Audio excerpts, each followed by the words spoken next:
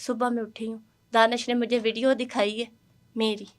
अच्छा, अब तुम वापस नहीं जाओगी। वीडियो आपकी? हाँ जी। अच्छा, उसी रात की हाँ वीडियो? जी, मुझे वीडियो सुबह दिखाई। अगर तूने पीछे राब्ता किया कोई या किसी को कॉल की तो ये मैं वीडियो वायरल कर। आपके साथ दानिश था उस वीडियो में? हाँ जी। मतलब आपकी और दानिश की ना हाँ ज़ेबा जी। वीडियोस हाँ जी। हाँ वीडियोस जो जी। उसने उसी रात बनाई। हाँ जी, उसी और रात आप बना। जाहिर है आपको तो होश नहीं थी उस रात, क्योंकि नहीं, आपको मुझे नहीं खाना होश खिलाया ऐसा। ठीक है, वीडियोस देखने के बाद फिर क्या आपका रिएक्शन था? फिर मैं तो एक, अब तो मैं साल हो गए इतनी जलील हो गई हूँ, हर जगह का हर सड़क का पता चल गया। पहले तो मैं एक घरेलू औरत थी, अब मैं कौन सी रह गई। मैं डर की थी। मैं क्या मेरी बच्चों की ज़िंदगी का क्या होगा, मेरा क्या होगा, कहाँ जाऊँगी, ये क्या। कहते थे वीडियो वायरल कर दूँगा। और आपने फिर वहीं पे रहने का फैसला कर मैं लिया? चुप होकर उनकी बातें मानने लगी कि मेरे बच्चे हैं, क्या चाहते हो, क्या करना है, मेरी वीडियो वायरल ना करना। मेरे ख़ानदान है, मेरे बहन भाई हैं, मेरे बच्चे हैं। उसने किसी की कॉल आती थी नहीं सुनने देता था। आपके फ़ोन पर? हाँ जी। शोहर ने राब्ता नहीं किया? नहीं, वो राब्ता करने ही नहीं देते थे, नहीं करने देते थे राब्ता मुझे। शोहर कॉल्स करता था? हाँ जी, करता लेकिन ये था। आपकी बात नहीं होने नहीं देते होने होंगे? देता था, बच्चों की भी नहीं होने देता था, मेरी भी नहीं बात होने देता था। बड़ी बेटी आपकी 15 साल की है? हाँ जी। बेटी को तो समझ आ रही होगी मेरी माँ के साथ क्या हो रहा है। हाँ जी, बेटी तो समझती होगी? सारी समझ थी। तो उस सवाल नहीं करती थी आपसे? नहीं, कोई सवाल नहीं करती थी, वो बेटी मुझे हौसले देती थी। किधर आपको रखा गया? 1 साल तक आप निकल क्यों नहीं सकी? वो ब्लैकमेल बहुत ज़्यादा हो गई थी, अन्नी ब्लैकमेल हो गई थी, दिल करदा सी मर जा। फिर मैं कहती थी बच्चे कित्थे जाणगे, ਇਹ ਬੱਚੀ ਦਾ ਕੀ ਬਣੇਗਾ ਜੇ ਮੈਂ ਖੁਦ ਖੁਸ਼ ਕਰ ਲਈ ਤੇ ਇਹ ਬੱਚੀ ਦਾ ਕੀ ਬਣੇਗਾ, ਇਹ ਮੇਰੇ ਬੱਚਿਆਂ ਦਾ ਕੌਣ ਆ। तो 1 साल तक मैं आप हर रोज़ बीवी की मैनू हैसियत खाना से रही खिलाते उसके? सी, हाँ? हर रोज़ नशा दिंदे सी। नशे पे लगा दिया? हाँ जी, ज़बरदस्ती नशा दिंदे सी मैनू, मार मार के मैनू नशा दिंदे सी।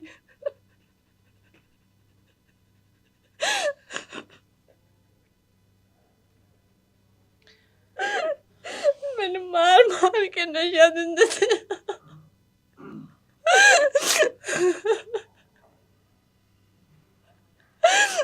मैंने बहुत जुल्म किया उन्होंने मेरे ते मेरे बच्चों नाल।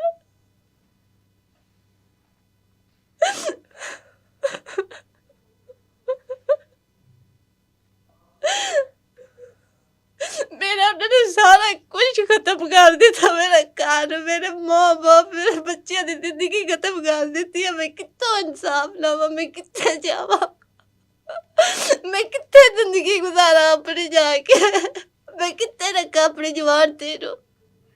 उन्होंने मेरा घर खत्म कर दिता। मैं कितने अपने बच्चे लेके जावा, मैं दर बदर दिया ठोकरा खाने फिर दिया। हर किसी हादसे में मजाक बन गई है, हर किसी हादसे में गल बन गई है। क्यों क्यों।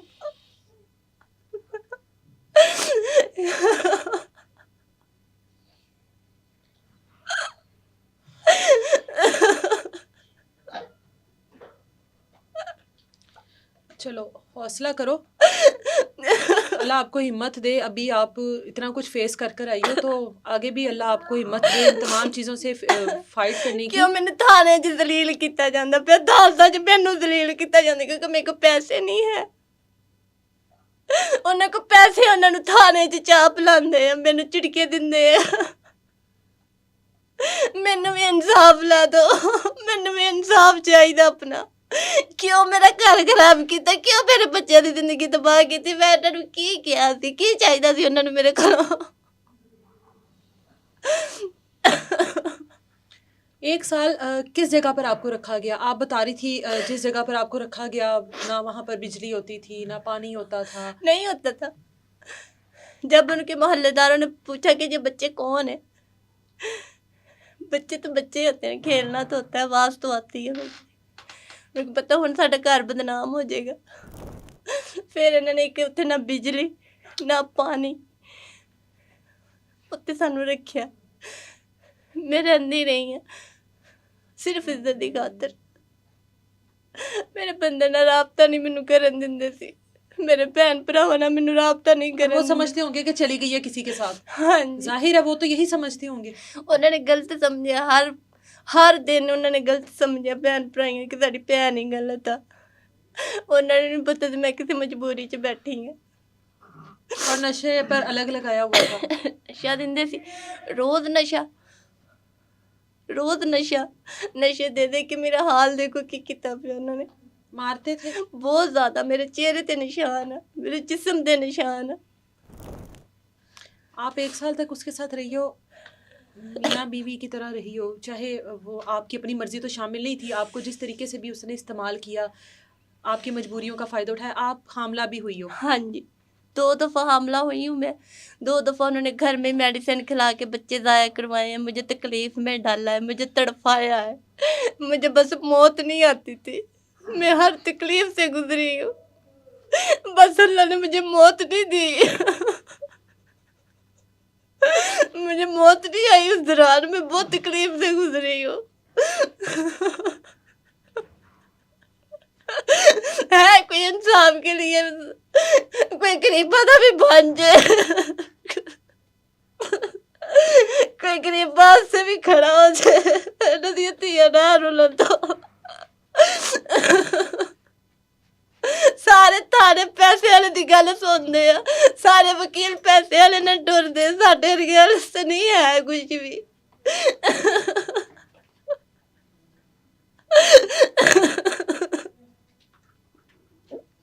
और अदालत जाते हंस के जाते हैं, क्यों? क्योंकि मेरे को पैसे नहीं है, मैं वकील नहीं करा सकती। और जब वो सामने आता होगा तो तकलीफ होती होगी बहुत ज़्यादा, उसको देखकर तो बहुत ज़्यादा। जिंदगी तबाह होगी साडी, साडा घर खत्म हो गया, मेरी तो दुनिया ही खत्म हो गई है।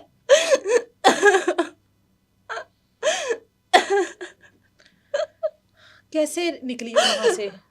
1 साल तक आपने जाहिर है दिन नहीं देखा, रात का नहीं पता, नहीं पता बाहर क्या है, वक्त का नहीं पता, नशे में उसकी हवस का निशाना बनती रही, वो सब कुछ होता रहा, बच्चों का ख्याल करती रही, बेटी की जाहिर है इज्जत आपकी इज्जत से ज़्यादा आपके लिए ज़रूरी होगी, मुझे उसके लिए सब कुछ बर्दाश्त किया। निकली कैसे वहाँ से? एतबार दिला के, एतबार बनाकर। हाँ जी। कैसे? जैसे उन्होंने 4-5 साल से एतबार बनाया था, हाँ। वैसे एतबार बनाया कि अब मैंने पीछे नहीं जाना, अच्छा, अब तुम लोगों की हूँ मैं। हाँ। एतबार बनाया मैंने, एतबार बना के फिर मैंने थाने में दरख्वास्त जमा करवाई, उनको पता चल गया, इसने थाने में दरख्वास्त दे दी, फिर मेरे बच्चे उठाए उन्होंने। अच्छा, फिर मेरे बच्चे उठा ले चीचा वतनी वाले कामरान ने, उसकी माँ ने। अच्छा, मेरे बच्चों को पिस्तौल दिखा के मुझसे दरख्वास्त वापस ली जो मैंने उनके खिलाफ दी। आपको चीचा वतनी ले गए फिर? चीचा वतनी ले जाके कामरान ने, वकील है कामरान, वो तो दानिश दी मां ने, मैं तो बच्चे दी ब्लैकमेली दे के इन्होंने मेरे तो दरख्वास्त भी वापस करवाई, फिर इन्होंने मेरे तो सैन भी करवाए, अंगूठे भी लवाए, झूठी वीडियो भी बनवाई, फिर इन्होंने मैनू अपने पिंड विच लैके वीडियोस किस चीज़ की बनवाई आपसे? वीडियो बनाई कि क्या है कि मैं अपनी खुशी नाल, अपनी मर्जी नाल जो भी। फिर इन्होंने खाली स्टाम्प ते अंगूठे लवा के ते 20 लाख रुपया लिखिया कि इन्हें 20 लाख रुपया च साडे नाल सुलह कीती। आपने कोई पैसे वगैरह नहीं लिया आपने? नहीं, अच्छा। मैंने नहीं कोई पैसे लिए। उन्होंने जबरदस्ती पिस्तौल बच्चियां नूं एक साइड ते बिठा के ना ते कोल 2 बंदे बैठ गए पिस्तौल लैके ते मैनू कहंदे बना वीडियो, मैं बनाई। शोहर के खिलाफ भी बोली है उस वीडियोस में कुछ? उन्होंने शोहर को भी कोई वीडियोस भेजी है ना तलाक आपकी? तलाक वाले कागजात ते अंगूठे लवाए उन्होंने। अच्छा, हाँ जी, मतलब शोहर ने तो समझा होगा कि मेरी बीवी हाँ तो जी। एक गलत औरत है, हाँ जी, मेरी बीवी तो चली गई, हाँ मेरी जी। बीवी के इसके साथ ताल्लुकात हाँ होंगे, जी। मेरी बीवी तो 1 साल से किसी मर्द के साथ ऐसे रह रही है इस तरह बगैर। दियां वीडियो बनाने ते मजबूर किया गया, इस तरह दियां वीडियो बनवाइयां कि वेखण वाला कवे कि गलत है इहदे नाल।